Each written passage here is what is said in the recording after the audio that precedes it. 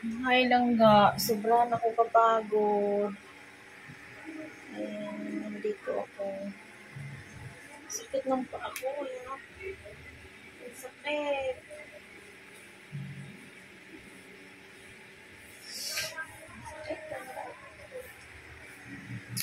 Gusto kong mahiga. Gusto kong manatili muna dito. Ayan kaso. May tatawag na naman sa akin. Tawag sila. Ano ba yun? Kaya makapagpahinga lang ako kunti dito. Pabili. Maghapon ako nag-arrange ng mga paninda na pinili ko. Parang pakiramdam ko lalo nang dumadami yung ating paninda dito. Kaya nga nagdagdag na ako ng lagayan para malagyan. Pero marami pa rin akong hindi may ilalagay. At yun sila.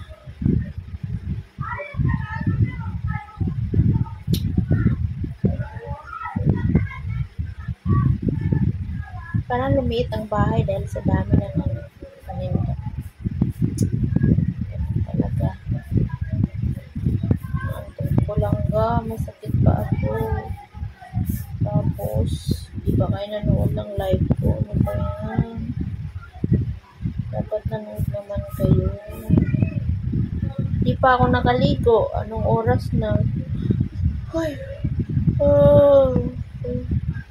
Halo-halo na yung naramdaman ko mga langga.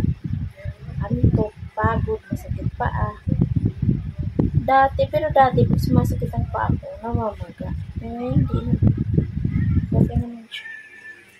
Dito tayo,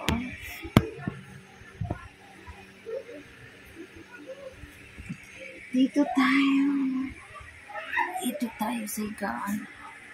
OMG.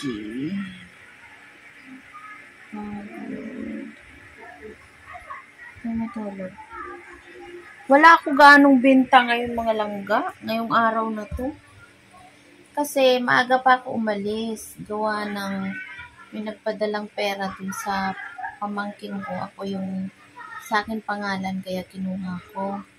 Tapos, para ako napaibig mamili. Dahil nga syempre, minsan lang ako nakakalabas. Minsan lang ako nagkakapunta sa labas. Tapos, syempre, pure gold na rin yun. O di, bumili na nga ako paninda. Madami-dami akong binili. Tapos, sabi ko, bibili ako palabok. Hindi ako nakakain ng umagahan. Tapos, parang nag-iba yung timplada ng katawan ko habang tumatakbo yung tricycle. Para bagang, ganun ako pag nagugutuman.